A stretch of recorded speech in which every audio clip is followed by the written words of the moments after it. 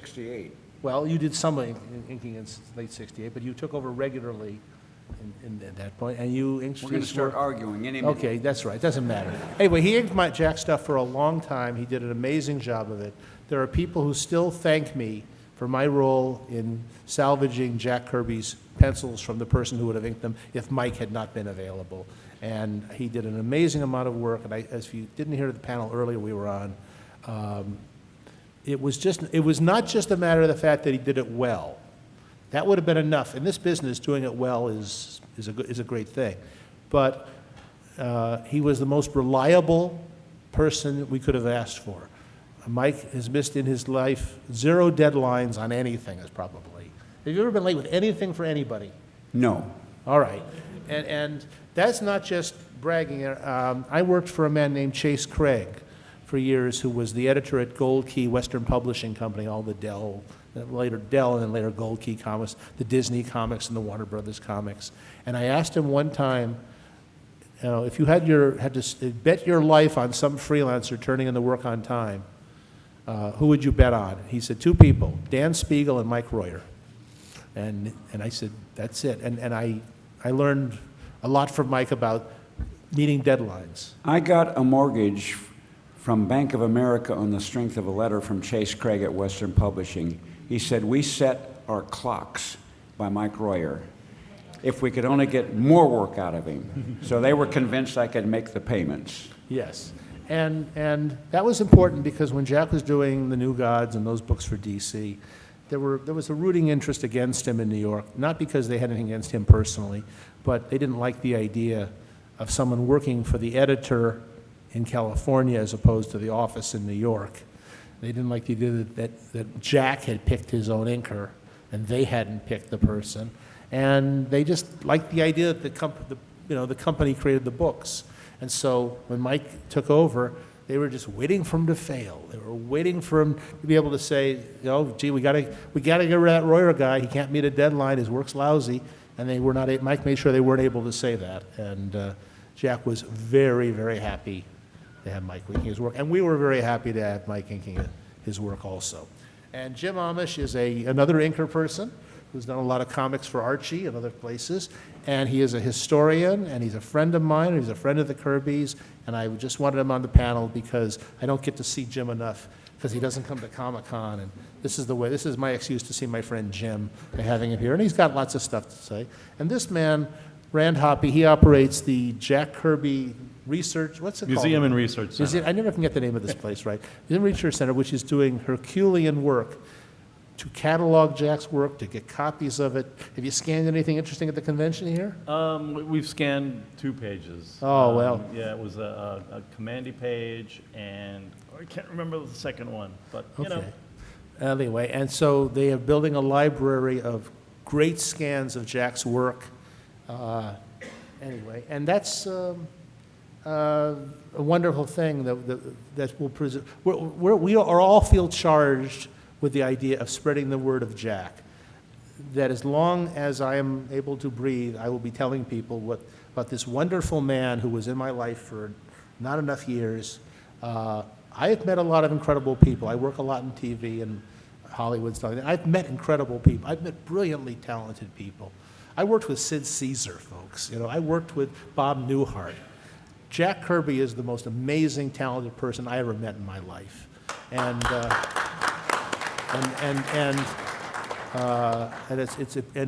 as I get older and older, the more I really come to appreciate the privilege it was to be around Jack and to just sit with him and talk about anything, not even about comics. It was fascinating to talk with him about. What are some of the things you and Jack talked about besides comics? Well, people ask me what it was like inking Jack's pages, and I can't remember the nuts and bolts. I had to do 3 pages a day, letter a whole book in less than 2 days, as well as rule the borders and have 3 pages of display lettering. What I remember is sitting in the kitchen with Jack and Roz, eating homemade chocolate cake and drinking milk and talking about Warner Brothers movies. And Jack liked Warner Brothers movies. Well, Jack kind of was a Warner Brothers movie. Well, people have asked me, if you don't mind me saying this, Mark, people have asked me, what's the basic difference between Joe Sinnott and Mike Royer? And I love Joe Sinnott. since the first work I ever saw was when I was a kid in the free Buster Brown comic books. And if you're familiar with the dichotomy of the movie studio system in the Golden Age, Joe Sinnott inked Jack Kirby, MGM. I inked Jack Kirby, Warner Brothers. It's a good analogy. One of the interesting things about Jack and inkers, since we're talking about inkers here, when I first met Jack, which was in July of 1969, I naturally, asked him about who your favorite inker was, and I assumed he would say Joe Sinnott or Frank Giacoia, who I thought were the two best guys who had inked him at that point. And Jack said, everybody's good. And he really we actually had a small argument about this. I mean, I didn't argue with Jack, but, difference of opinion. He thought any inker was fine. Any professional inker can do the job. Because the thing that interested Jack about the job was telling an exciting story. And he didn't think even a bad inker, what I would consider a bad inker, ruined the story part of it. And he also came out of a tradition where, the other guy's got to make a living. He was a Depression-era kid, and everybody was very conscious of everyone's need to make a living. And if this guy, if George Roussos was thinking him at that point, fine. It's nice that George has the job, and his work was fine, or whoever it was. He had only asked ever at Marvel for them to replace one inker, and he asked very politely, like, I'm not demanding this, just could you maybe put him on some of the book, and that was Dan Adkins, who inked a couple of Captain Americas. So when he took on Mike, initially, the reason he wanted Mike had a lot to do with geography. He wanted someone who would work for him, because Jack would write a book, would draw a book, send it off to New York, and never see it again. He was, he was ostensibly the editor, but somebody would letter it there, and they'd go to Vince Colletta to ink, and then Colletta would hand it into the DC production department. A man named Nelson Bridwell would erase the pages, the pencil off them, and if Nelson said to Vince Colletta, gee, you left out the backgrounds here, shouldn't you put those in? Vince would say no, and Nelson had no authority to overrule him because the people in the production department were fine with it. And Jack was not happy with Colletta for a number of reasons, and they didn't necessarily relate to what was on the page. It had to do also with showing the workaround at Marvel. Jack didn't want people at Marvel to see what he was doing. So he had a meeting with Colletta, and they had some sort of argument that I'd heard Jack's version of it. Since I never heard Coletta's version of it, I don't know exactly what was said, but at the end of that meeting, Jack, stormed into Carmen Anthony's office and says, I want my own inker. I want my own guy who works for me in L.A., and I want this guy, Mike Royer, who you initially rejected. Mike was up there trying to get some work, and they wanted their guy. I had lunch with Dick Giordano once the year that we all went back, Steve and you and I went back to New York. That was 1970. In 1970, and I went into Infantino's office and I said, I should be inking Jack. I'm better than Colletta. And at lunch, Dick Giordano says, Mike, you're getting a reputation of being cocky. He says, you said the truth, but. Anyway, so they gave gin to Jack, figuring, well, maybe Jack will learn a lesson and he'll stop complaining about our production department.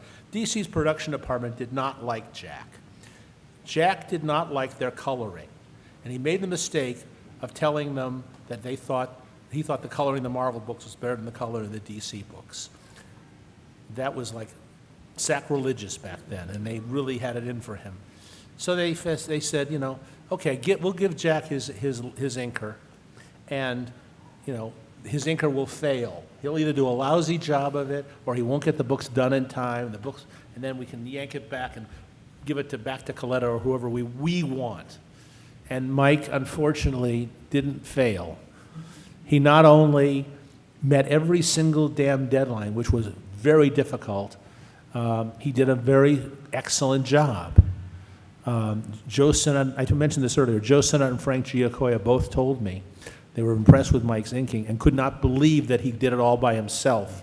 And neither one of them could have done the job just in terms of time restraints. They could not have, neither of them could letter, but to get that number of pages done, essentially like 3 a day, on a steady basis, and it's Jack Kirby work. It's not the easiest guy in the world to ink because he puts a lot of stuff in the pages. Everybody's impressed, and Mike, was a hero for that. Now, the thing I wanted to mention, I don't know if I ever said this to Mike before, is that Mike was the first time Jack ever really appreciated an inker. He stopped saying, when he had Mike, he stopped saying, oh, anybody can ink the books, because he recognized, because he didn't look at the printed books or even the inked versions at Marvel very much. He didn't hold Joe Sinnott's inked pages in his hand and look through them. He held Mike's pages in his hand. Mike delivered the pages to Jack, and Jack would look at them and be the editor. He might, indicate for something to be changed. A letter. Mike occasionally spelled a letter wrong or something like that. As they all do. But Mike was not only Jack's favorite inker, he was his first favorite inker, really. And which is not to take anything away from Joe Sinnott or Frank Giacoia and those guys. He loved them too. And if they'd lived next door to him, you wouldn't have had that job. Right. But Well, the only original art that Jack ever gave me, because basically from the beginning it was understood that he kept it all. And he gave me a few pages from a Captain America and a couple other things. And I did not want to collect Jack Kirby inked by me. I wanted some pages by Giacoia or Sinnott. So I gave a handful of pages he gave me, away to friends. Of course, now I would kill to have them back, but I didn't collect, in essence, my work with a penciler. yeah. Anyway, and I think Jack came to appreciate his other inkers a lot more because of Mike. He stopped saying anybody can ink this stuff. He stopped saying, he was aware that Mike was bringing something to the party that somebody else might not be able to supply. And a quick aside here, at one point when I was trying to convince Jack, inkers matter, I mentioned that one of my favorite inkers of his work was Bill Everett on Thor. And Jack said, Bill Everett never inked Thor. And I said, yeah, Bill Everett inked Thor for a year or so. He said, no, he didn't. Well, Jack had a big box of old DC and Marvel comics there. And I said, 1 minute, and I rummaged around, and there was an issue of Thor that Bill Everett had inked, and I showed it to Jack. And that's how little Jack looked at the printed books. He goes, what's Bill Everett doing inking me? Bill Everett should be drawing his own comics. And he thought the work was excellent.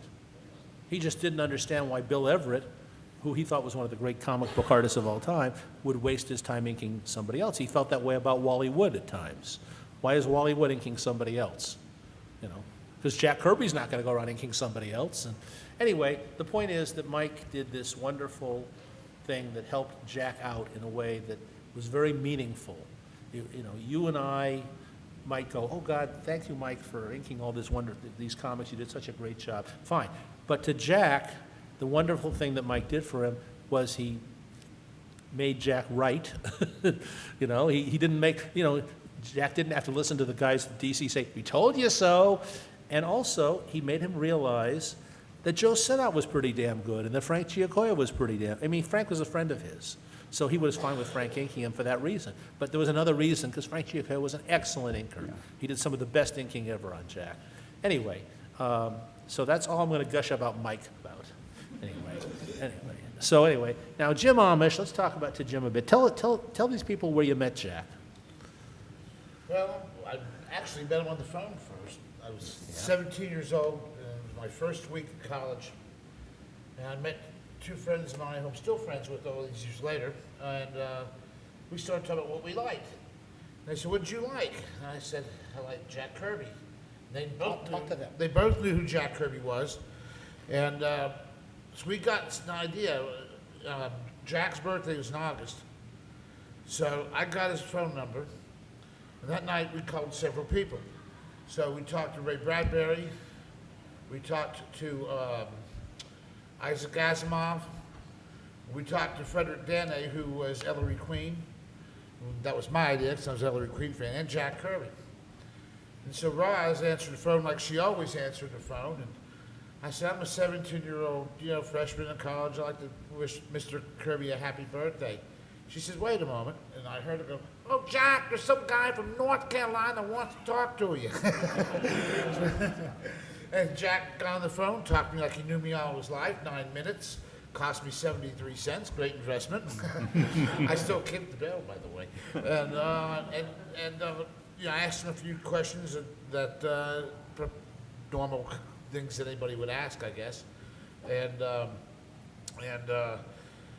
then he said, well, I enjoyed talking to you. And he said, and Jack said, well, call me again sometime. So I started calling him. And that was in August of '78. And then a few years later, I was running a comic book shop, and we were putting on a convention once a year. So in '85, I said, let's ask Jack. And I think Jack and Roz had just come back from a trip to Israel, and they agreed to come, and it was pretty easy, a lot easier than I thought it was going to be. And then Julie Schwartz came, and Julie called him and says, talked to him a little bit. They had already agreed to me at that time. Roz said, well, we just have one stipulation. We'd like to have, I think it was like cab fare from their house to the airport. Oh, no problem, But when I was a little nervous, I went to the airport to pick him up because I'd never seen him in person, but surely I knew what it looked like. And it was one of those things, you think you know a person's face. We talked on the phone, dozens and dozens of times over those years.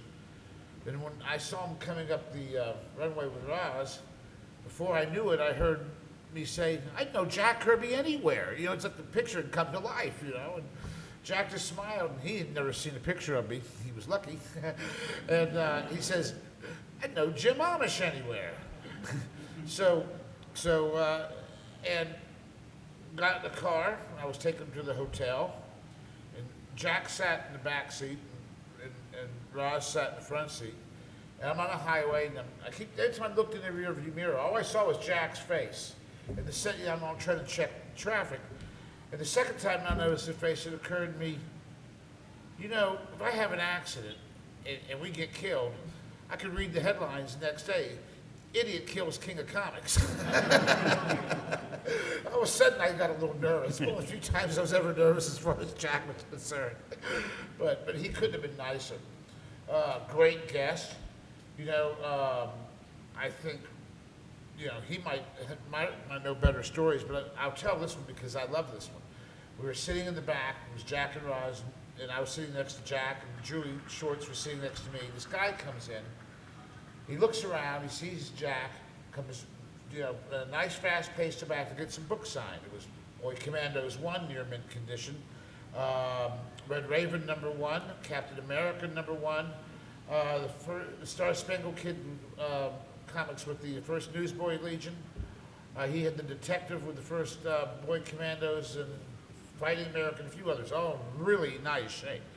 Jack was very impressed. The guy was telling how much he'd loved Kirby all these years, and Jack's signing them and all this. And the guy even took a copy of the ad that we put in the Comics Buyer's Guide and put it in the frame. So he gets that signed, and the guy's there, a few minutes. He said, well, Mr. Kirby, it was great meeting you. I've got to go. Jack said, well, you just got here. And he said, look, I live in Chicago. And he said, I could not get time off to come to this convention, so I got a friend of mine to help me drive, do the drive here, because it was 13 hours one way, and I got to go back because I got to go to work. Jack says, you mean you drove 13 hours, just to be here for 15 minutes? And the guy says, yeah. And of course, all of us mouths dropped, and I thought, that's the power of Kirby. 26-hour round trip for 15 minutes. But I thought Jack was great. I mean, I'm hardly gonna, be impartial. And there's so many funny things about him. He was very accepting of a lot of people. Like when some people came to his house and wanted to take him to where the aliens were landing or taking off, And then there was that one time in the news where they'd seen the face on Mars. And so I called up Jack and said, did you see the face on Mars, Jack? He goes, I sure did. I said, what do you think? I think it's real. Well, of course, it turned out later not to be real, but Jack started coming up with this whole theory about how it could have been built. You know, and I don't remember all of it. I wished I had taped that phone call, but he said they were trying to, he thought he said they could have been sending the signal to people on the planet Earth that people were on Mars. And he said anything is possible. Or maybe it was just a signpost so people would know this was a friendly planet. Jack had all these, he's got 3 or 4 ideas. I wish I could remember the rest of them, but that was Jack. He was still always thinking, you know. And he was just such the nicest guy. The first time I stayed at his house was after San Diego Con. And the first night, Julie Schwartz, Greg Theakston, and I were staying the night. Julie was going in the airport the next day back to New York with Theakston. And so I was sleeping in the den. It was moon bright too. We were top of the mountain. And I'm laying down on this most comfortable couch I think I've ever slept on in my life. And I noticed that there was somebody at the door. It was Jack. And Jack says, well, I'm going to leave the light on in the bathroom in case you need to go to the bathroom, you know, in the middle of the night you want to see your way. Well, I said, the bathroom was just right next to that den. You walk straight across the hall. There it was. I said, Jack, don't worry about it. I can see the dark, the moon bright. He says, you sure? I said, yeah, it's not worth all the electricity. He says, okay. So yeah, I hear him walking down the hall. I close my eyes. About half a minute later, I'm aware that someone's there. It's Jack.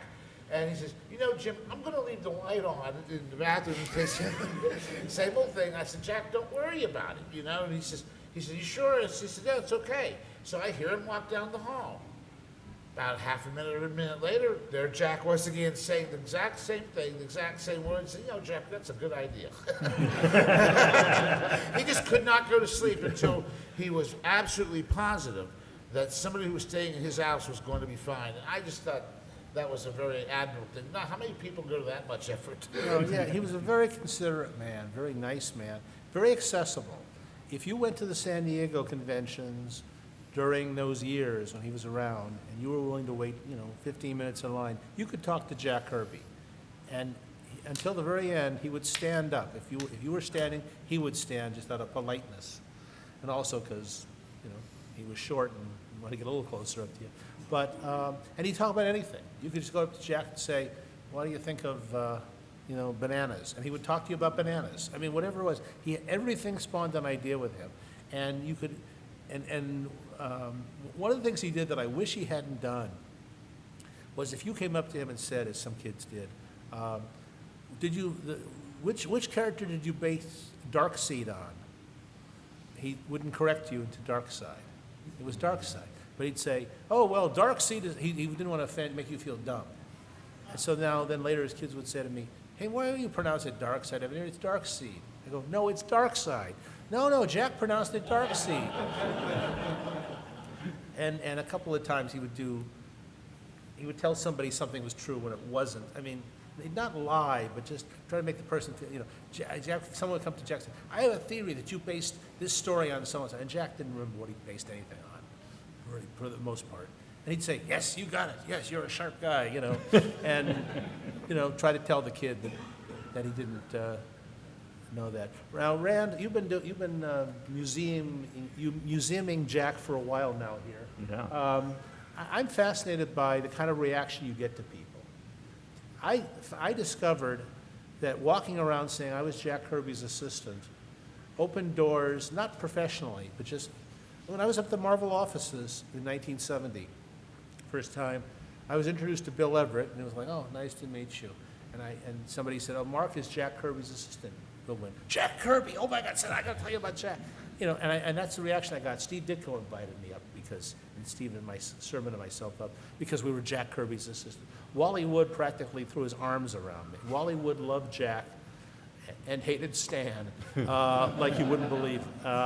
And everybody, there's just that goodwill. And to this day, I will have people really, really be impressed that I knew Jack Kirby. People come up to me at conventions now. I've been around long enough. This year is the 50th San Diego convention. This is my 50th San Diego convention. There's only 4 of us. And I didn't attend the very first mini-con. Before they did the start of the San Diego conventions, they did this little one-day mini-con thing. And who was the professional guest at that one? Forrest J. Ackerman and Mike Royer. There you are. Okay. I've known Mike Royer for 54 years. And 54 long, miserable years. anyway, but people will come up to me and they say, is it true that you knew Bill Hanna and Joe Barbera? Is it true that you knew Bob Clampett? Is it true that you knew Tex Avery? I mean, people like that. I've been fortunate enough to work with people like that. It just, Well, I want to say that with many of us, Mark has the reputation. Well, somebody say, do you know such and such? And I go, no, but ask Mark, because Mark will know. Mark, to this day, knows the telephone exchange that we looked up in Penn Station in 1970 to call Al Williamson. Yeah. Tell him. Yeah, Mike was trying to reach Al Williamson, and he didn't have his phone number. So he called directory assistants, and there was a whole bank of phone books there of different regions of New York. There were like 40 phone books or something like that. And the lady said, I can't just look at every one for Al Williamson. This is before computers. I can't look at Al Williamson in a place. Can you narrow down to where he would be? And Mike told her as much information as he had about where Al Williamson lived. And she said that would be either in the Milford phone district, the Matamoros phone directory, Gingman's Ferry, or Shahola. And Mike is reading this off to me saying, remember these, Milford, Matamoros, Gingman's Ferry, Shahola. And so then after he got the phone, we went through phone books, looking through Milford book, here's the Matamoros, things like that. And to this day, every time I see Mike, I say, yeah, it's Milford, Matamoros, Gingman's Ferry, Shahola. That was 1970. Well, earlier this morning, I mentioned something about my telephone, and he rattles off the phone number. Yeah. I know the phone number Mike Royer had in 1970. Isn't that useful information? Yeah, I just remember lots and lots of things. And Jack did say to me early on in our association, I want you to be my Boswell. And I wasn't sure at that point who Boswell was, but I thought I had it. I knew, oh yeah. Anyway, and I started trying to remember. And after I spent a day with Jack, I'd sometimes go home and write little notes down, little keywords. If this will trigger it, I'll remember this, and now I have no idea what that keyword refers to. But no, I tried to remember these things because I was very conscious of the fact that Jack was an amazing man. It was a long time learning how amazing he was, because Jack would say things to me that didn't make any sense at the time, and I'd figure out later what they were, or he'd make predictions that sounded loony. One of the many reasons Jack did not get his due from Marvel, that he didn't get the kind of financial rewards that we all know he deserved, was that the people there had no vision. And Jack would say to them, and I swear this is true, and I have witnesses and people have told me these stories too, he'd say to them, someday there'll be a Thor movie, and it'll be the biggest hit in the history of motion picture. Someday there'll be a Fantastic Four. He predicted exactly what we have seen happen the last decade or so with the Marvel characters. In other words, I'm giving you properties that are worth billions. And they went, yeah, Jack. They thought he was demented. The people in management at Marvel thought he was out of his mind. They thought he was useful, but that nonsense about companies being worth, these characters being worth billions of dollars. Are you crazy? Before Star Wars, that was a little less likely to happen with any property. Star Wars was one of the first franchises that made that kind of money. And Star Wars, as we all know, has a lot of Kirby elements in it. So, you can't really get, he couldn't convince them of the worth of his work. That's why they paid him so badly. Anyway, I am rambling here. Well, when I was at Disney, Jack called me and asked me if I would have time to ink Silver Star. And you And went I to met the him Copper Penny restaurant. Yes, we met for lunch at the Copper Penny, which doesn't exist Why do anymore. I know that? And we sat there at lunch, and Jack is telling me the story of Silver Star. And I'm thinking, God, this is a lot of material for one issue. No, he had all 7 issues done up here. And I think I did maybe 4 of them before it was just too hard to do Disney full-time and ink with Jack again. But this is a man who, Mark can tell you the story about creating a whole first issue of a new series at dinner. And he was always creating, which is why Roz always drove. And I told my wife one day, I said, "Hon, Roz is always driving for Jack." And she said, "Yeah, but you're no Jack Kirby." Well, unfortunately, nobody is. You know, it's no shame to not be Jack Kirby. Anyway, what would you like to hear us talk about Jack? We got some time here. You must have some question about Jack. You know, Well, I brought something to show people. Oh, A big- Rand, please show them. So we have a theme this year that we're working on, and we're hoping to develop it into another pop-up that we hope to have in New York and in LA.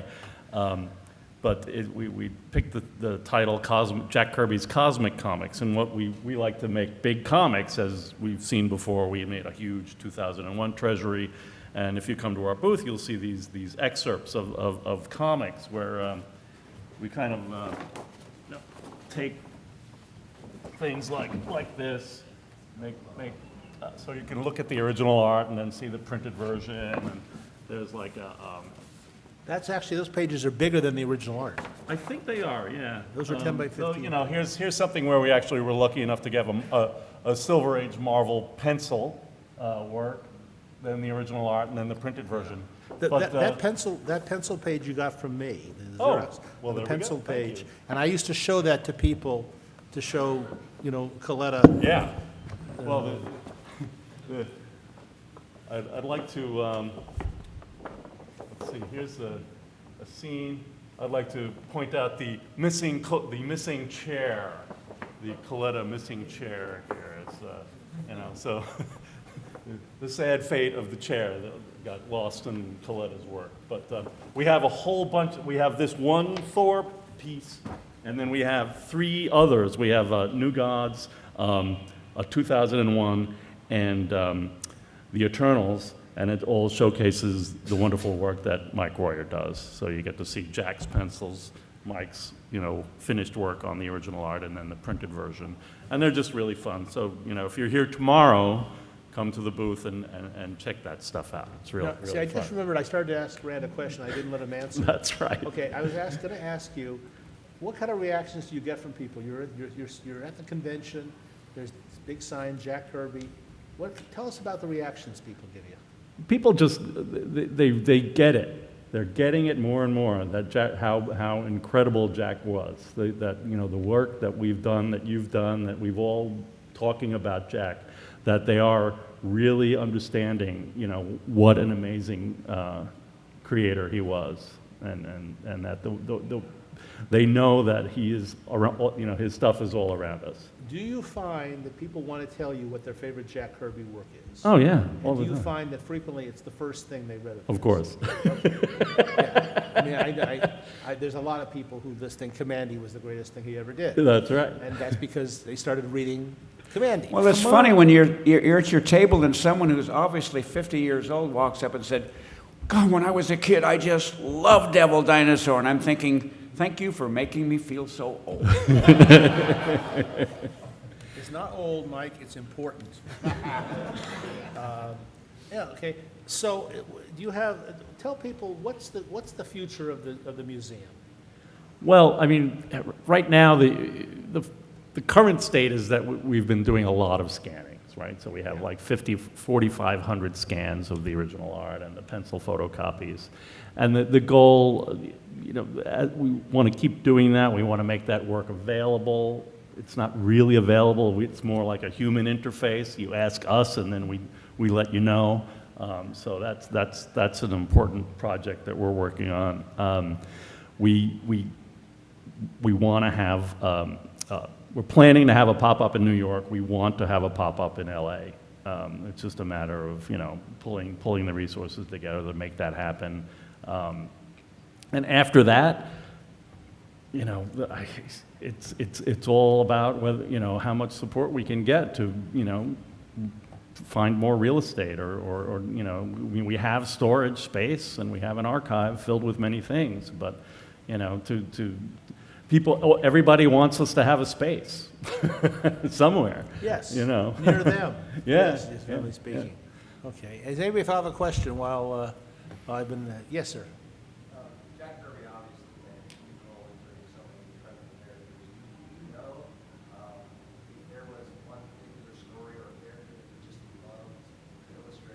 question was, do I know if there's one particular character or story that Jack loved to illustrate? Well, the first thing you got to know about Jack is he loved everything he did.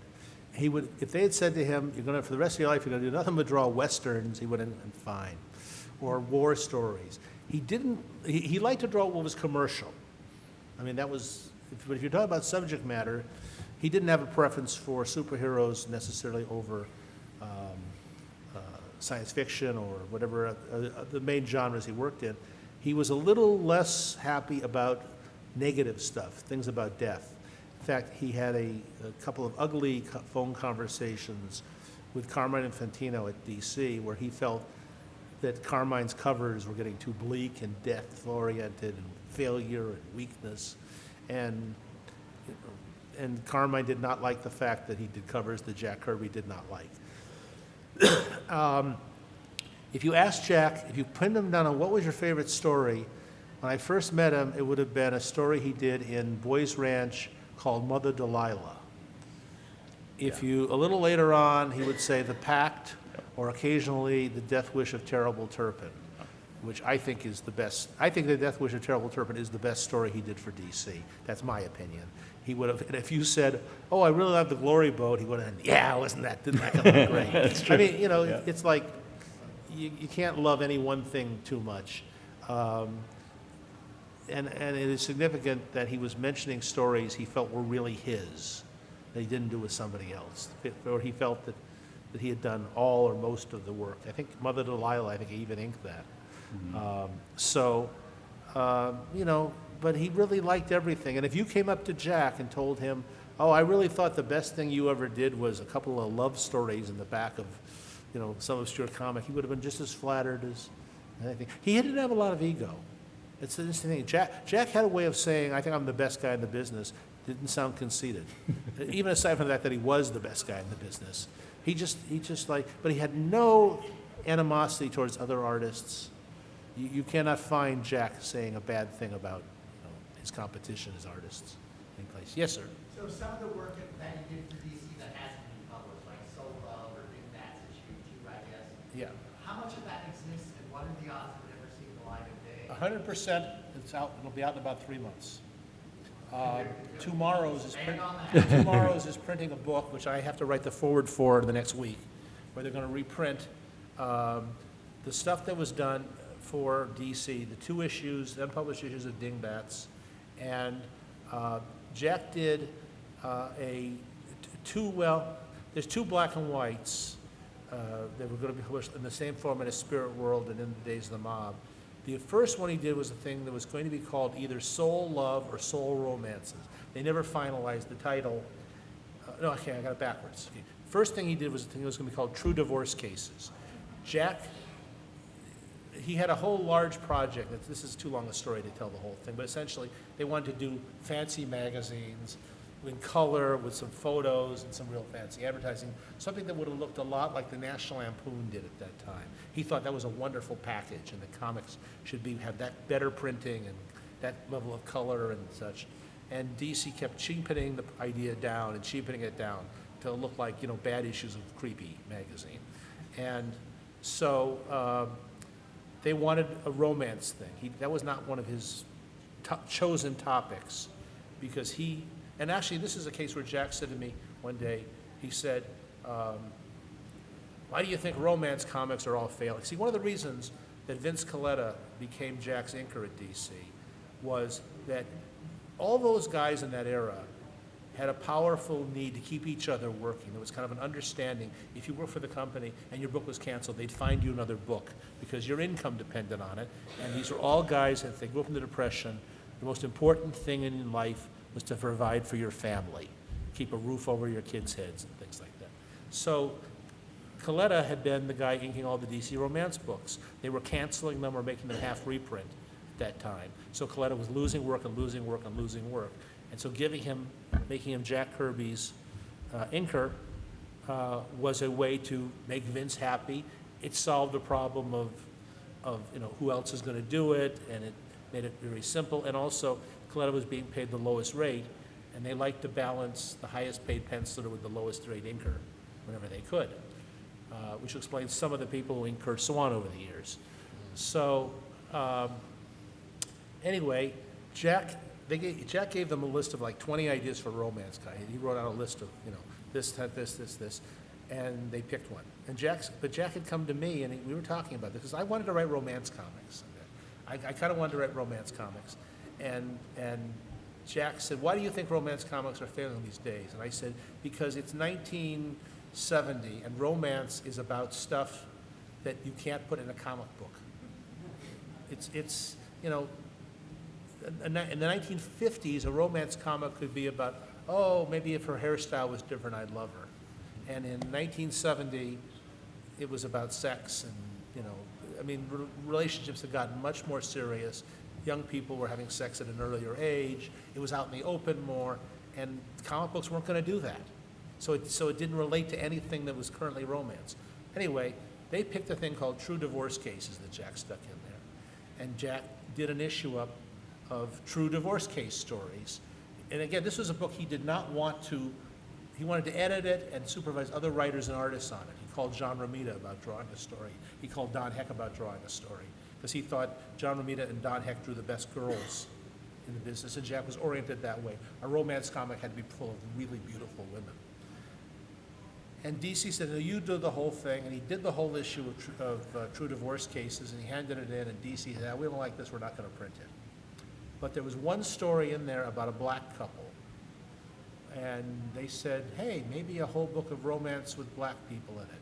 And they talked to a distributor who, this is all going to be in the forward I'm going to write in the next week or so, I'm going to telescope this. But essentially, they took the one story with the black couple that had been done for True Divorce Cases, and Jack drew the rest of the issue of soul love or soul romance. And then a distributor who specialized in the black areas, the black marketplaces, said, oh, that'll never sell, and they killed the project. And there were a couple other factors there too. So this volume that Two Morrows is bringing out has the two Dingbat stories.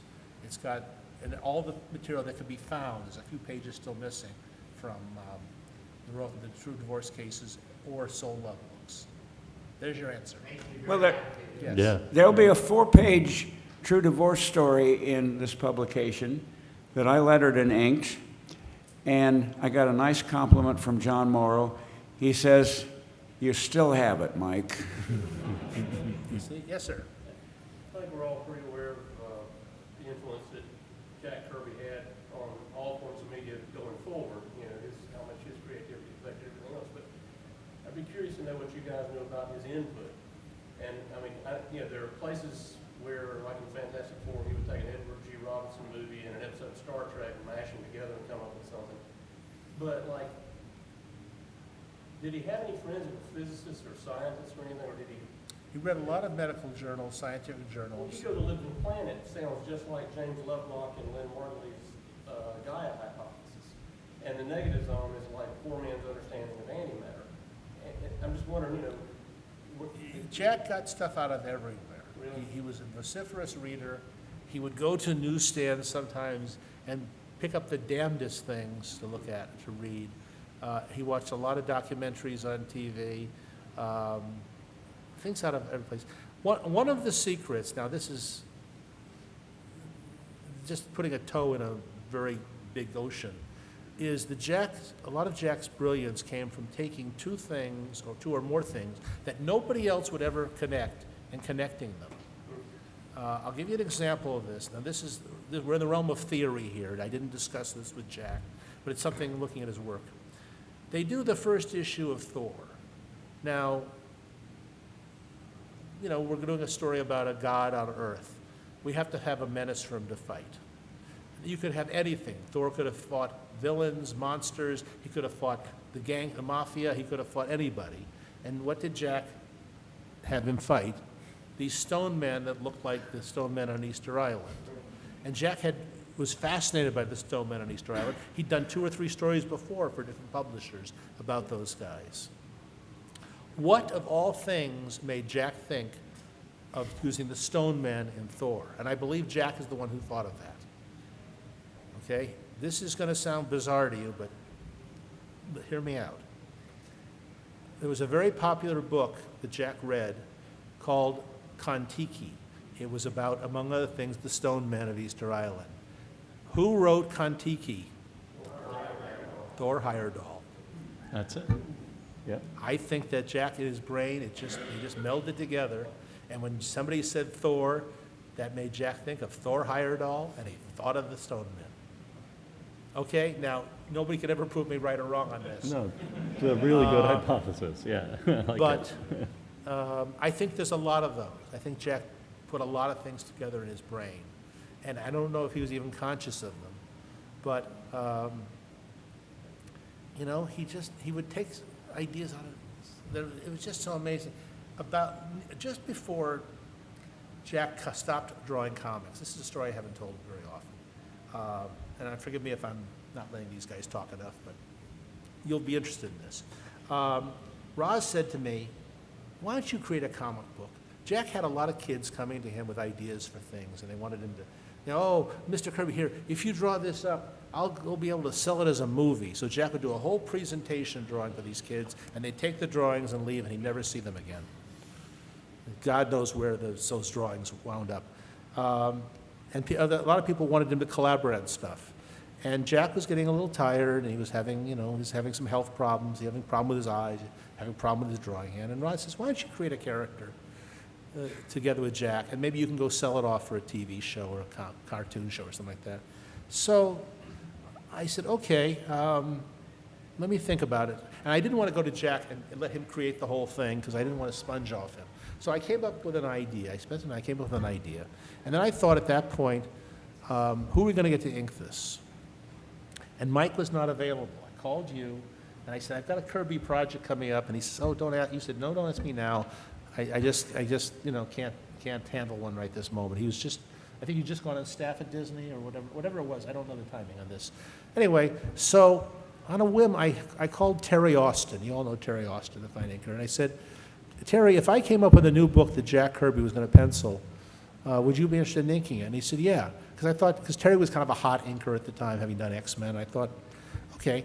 So I went out to Jack's, and I told him this idea I had for this new book. I had in the back of my mind, if he said yes, I'd have Terry Austin ink it, and we'd sell it. We would basically put it up for bids to all the different publishers that were publishing creator-owned comics. This is something we would have controlled the copyright on.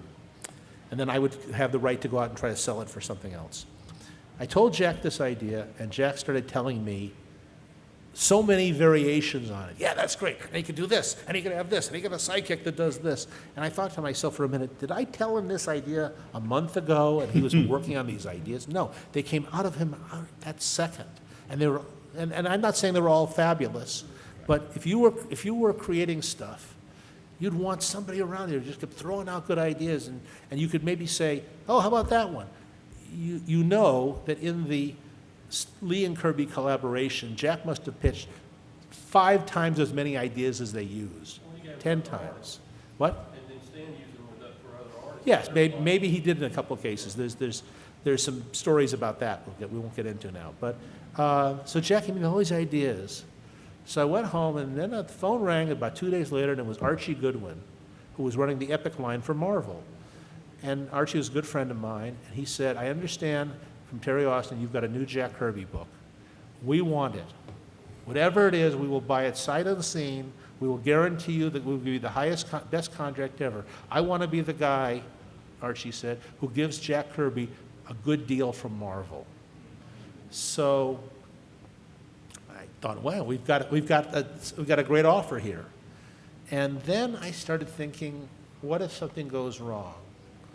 What if Archie leaves the company? What if Archie can't deliver on the promises? Archie was a man of utter integrity, but who knows who above him would overrule him and such. And I started getting worried. I didn't want to be the guy who went to Jack and said, Jack, they just did this horrible thing to us, which I kind of had to do when Archie made me an offer to do a book called Hollywood Superstars. A little later on, I did a book for them called Hollywood Superstars with Dan Spiegel, and they, the people who succeeded Archie didn't like the book.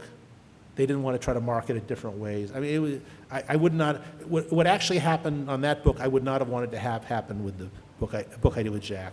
And at that point, Roz said to me, his health's getting worse. I don't know if he can do it.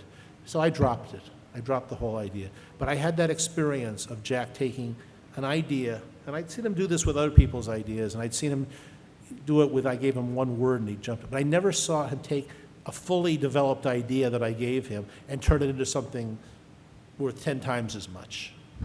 And it was when I really, my amazement at Jack's skills grew and grew. And in hindsight, it has grown more and more. And I don't know if I answered your question at all there. I rambled a bit from it.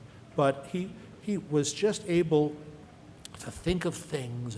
And if you said shoehorn to Jack, that would trigger some idea. If you said, if you went to him and said, if you said your favorite movie was, pick a movie, Some Like It Hot, he would suddenly give you, I got to think about gangsters and guys who dress up as women and things like that. He would suddenly, and he had a whole new take on it. It wouldn't be an imitation of Some Like It Hot. He would just take, you all know who Ernie Bushmiller is, who did Nancy? Ernie Bushmiller he had a gag. He would open the Sears catalog, which was a big, huge thing that people did mail order in the days before Amazon. He'd go, stepladder. He just, okay, I'm going to do a gag about a stepladder. And he'd sit there and he'd just force himself to come up with a great idea about a stepladder. He wasn't stealing from the Sears catalog, but he was coming up. And Jack would do the same thing with any concept or word you gave him. It was a personal challenge now, too. And that comes back to the question about what did Jack like to do. If you said to Jack, well, we want you to do a Western about penguins, and Jack would seriously think, okay, what can I do? Personal challenge. I'll come up with a Western with penguins or something. He might think that wasn't the best idea that could be done, but if he were forced to do it, he would do it. So, anyway. I think he did a lot of research for the Skymaster strip as well. So like in getting into the space race and the Sputnik era stuff, that might have kicked off an element of research. We have about 10 more minutes for this panel. I just want to alert everybody, the dealer's room is closing in 10 minutes. If you want to get back in there, leave now. They won't let you back in after 6. So if you need to get back into the dealer's room tonight, run down right now and get in the door before 6 o'clock. Otherwise, we're going to wrap up here. Give me a question for one of these other people, if you can. Okay, give us your question, sir.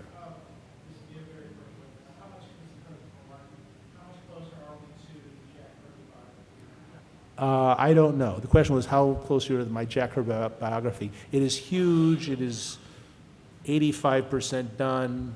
I am waiting on a couple of people to talk to me and waiting on a couple of minor legal issues that have held it up for years. You all figured this out, that I didn't publish my Jack Kirby biography when there were still outstanding issues between the Kirby family and Marvel. I just would have complicated everybody's life there. I was very happy with how that dispute ended, and that was more important than my book, easily.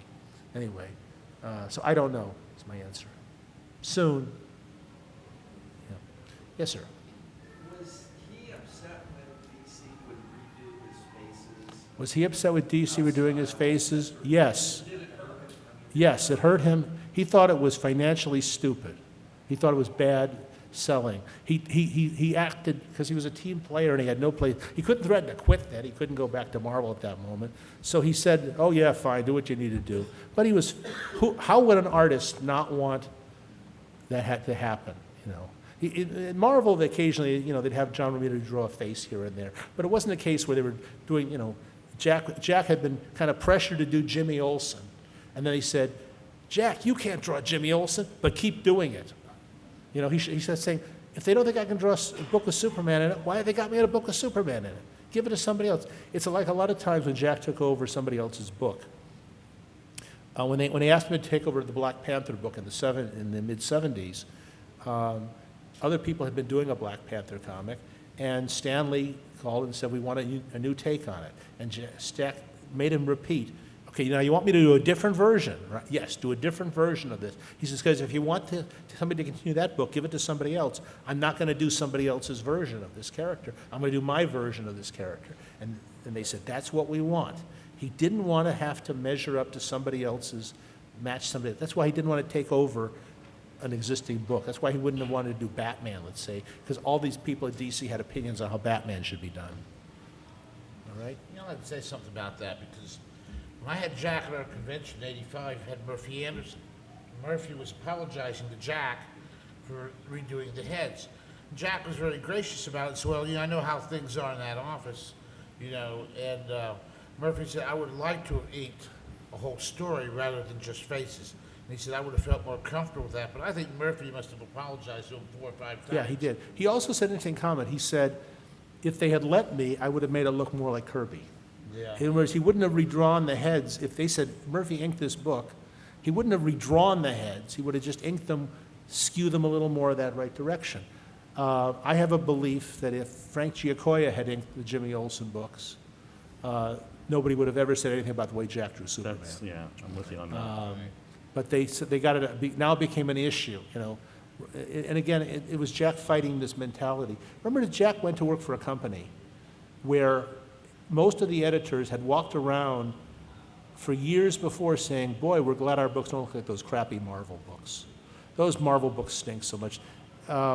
I had a memorable encounter one time with a man named Saul Harrison, who was the head of production at DC. This is around 1974. And I was hanging around the office. I think Saul even thought I worked there and was like a junior intern or something like that. I was not on the payroll. I had nothing to lose by saying this to him. Because what are you going to do, fire me when I don't work there? So a bunch of younger employees are looking at the current Marvels. Somebody brought up a bundle of the current Marvels. And they're sitting there going, oh, boy, look at that terrible cover on this book. Oh, look at that awful ink job on that. They're putting them down. But they said, oh, boy, that book looks good. And, that book, and Saul Harrison says, no, all the Marvel books stink. They're all lousy. And he said, and this is a quote, the best artist at Marvel is not as good as DC's worst artist. The best artist at Marvel is not as good as the worst artist here at DC. And that hung in the air for a second. And I said, and he goes on, he expanded on that a little bit, and I said, so you're saying that the art that Gil Kane is doing now for Marvel is nowhere near as good as the art that Gil Kane is doing now for DC? And none of us looking at that would have seen any qualitative difference. And Saul said, yeah, you're right. Gil knows he can't get in with handing that shit to us. And that was the company into which Jack Kirby went. And there were people there who were going, my God, this looks like a Marvel. And that was part of the underlying mentality of not letting the Jimmy Olsen comic be Marvelized as much. We've got to pull it back to what we do so well. And the company was like that to a lot of people. I hand carried a job that visit when Mike and Steve Sherman went to New York in 1970. I hand carried back a job for Alex Toth. Delivered it for him, and they sat around and go, "Oh, Toth did a great job. How do we fix this? How can we change that? How can we fix that?" They called it putting the DC touch on it, and that was some of what Jack was fighting when he wanted to get Mike Royer. He didn't want somebody looking at the work trying to make it look more DC, because whatever Mike did, it didn't look like a DC comic. It looked like a Jack Kirby comic, and it did not look like conventional DC. We got time for like 2 more questions here. I gotta believe when Jack went to DC with Fourth World, he thought that was gonna be his future, and he was gonna turn that into. No, he thought that was going to be one thing he'd do. He thought he was going to do a lot more at DC. Okay, well, He thought Fourth World was a series he was going to start and then turn over to other people, and he would go doing comics in other sizes. Jack wanted to do magazines, big formats. He wanted to do comics that looked like the thing he's just showed us here. He didn't. Yeah. how hurt was he? Was he disappointed that it was over? The Fourth World stuff. The day that Jack told Steve Sherman and myself that they were canceling, they said suspended, but Jack knew what that meant. New Gods and Forever People, my heart broke. He was so upset. He looked like a man who'd just been punching him in the face all day. He was just crushed. He was genuinely worried that he'd be operating for the rest of his career from a position of failure. And he didn't think the books were failures. He thought DC didn't know how to sell them. He didn't know how to market them. He thought DC had kind of fragged its own troops. And then he said, "Oh, we're going to do a great new book." And Mike, he called you. What did he tell you? Tell him about the new book, the Commandy book. You remember the story? He called you and he said... Old timers. Okay. I'm now telling something Mike still told me 12 times, all right? He called you and he said, "Mike, they're going to cancel New Gods and Forever People. Don't worry, we're going to do another book that'll be even better, and you're going to go all the way with me on it," right? Isn't that what he said? Yeah. And that was Jack. He was very depressed for a while, and it was never, I don't think he ever fully recovered. Roz used to say that was the moment she saw a certain spark of Jack go away forever. But he had plenty of other ones, and he poured himself into all these things. You've never seen anybody give 120% like he did. When he was working for Marvel in the 70s again, when he's back there were some people who didn't like his work. And Jack could have coped very easily with people saying, "I don't like his style. I don't care for what he does." He was fine with that. He didn't expect to appeal to everybody. But people would say, "Well, you can see he doesn't care anymore. He isn't trying." That hurt him because he was trying like hell with everything he ever did. I don't know if Jack was capable of filling a page up without trying. Well, I was booed once at a panel at San Diego Comic-Con, and people like John Buscema and other people, before we went out on stage, agreed with me. But I said, what I've observed in the Marvel comic books, the last ones he was doing, was that he was being sabotaged from the inside. In my opinion, they were stacking the letter pages, and they all basically said, "The drawing is great, but the writing sucks." And I said, because Marvel is run by a bunch of incestuous fanboys who want to ride on Jack's coattail and write the words for his stories. And so the best way to do it is to hurt sales by saying the writing sucks. Therefore, the writing would be taken away from him. They could fix Jack. And I was booed. But I still believe that he was attacked from the inside. Yeah. One of them called me and said, "Listen, you know, Jack, can you convince him that I should be dialoguing his books?" You know. Anyway, let's get one more question. Let's get an up one. Yes. Yeah, Andy. Okay, yeah, no, but how about this? Rainy day, okay? Rainy day. And you're feeling kind of depressed. What are the 2 or 3 Kirby single issues that you reach for? I know you're sick of this question, but I think it's so important. Well, I'll tell you, the question was, on a rainy day when I'm feeling depressed, and I'm never depressed, what are the Jack Kirby comics you'd reach for? Is that the correct summation? All right. I'll tell you my answer, and then you tell me to you. I have in my shelf, I've got like any other writer, I've got a shelf in my office, bookcase of comics I wrote, books I've written, things like that. I've got a shelf there of all the reprints of the New Gods and Forever People. And they're not there because I wrote the forwards for most of them. They're there because it makes me smile to see that those books that people said, those aren't commercial, they'll never sell, they're flops, they're failures, have now been reprinted in hardcover 11 times. And I like to see the spines of those books, and I think to myself, yeah, Jack won again. He was way ahead of all those guys. And DC, bless their hearts, I don't mind if they reprint Jack forever, because they are so good at giving reprint money. And every quarter, I'm gratified to get a check from them and realize that, as you said, Jack, who was not commercial, is now selling like crazy. And it's about time that everybody realized how important Jack was. Yeah. Jim, And we live in a culture where we're surrounded with now, in the media, with all these movies that wouldn't have existed without Jack. No, Yeah. what I'd reach for first is... What's your favorite, what's the Kirby book that makes you happiest to look at today? Kirby work, body of work.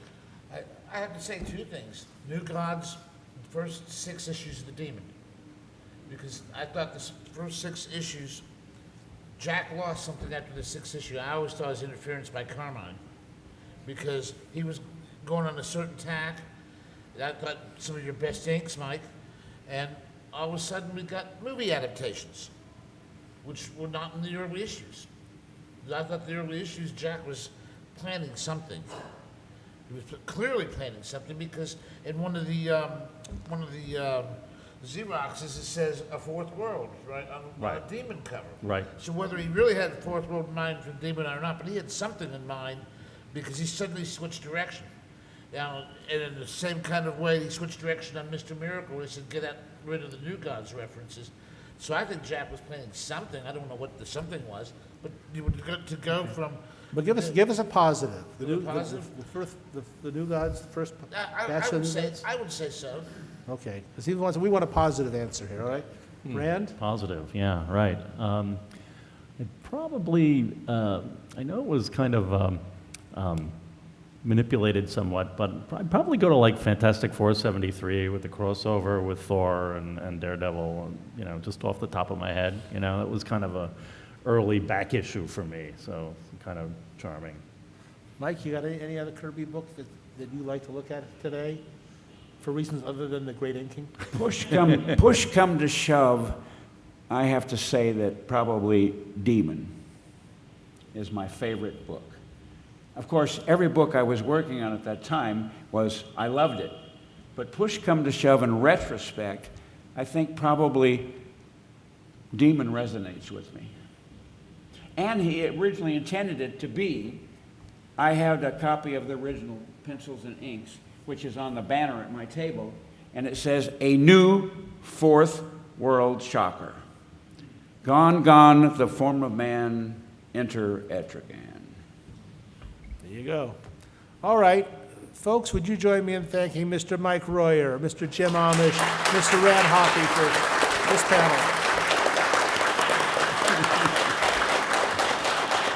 And would you join me in thanking the guy who organized the programming for this convention, Andy Mansell back there?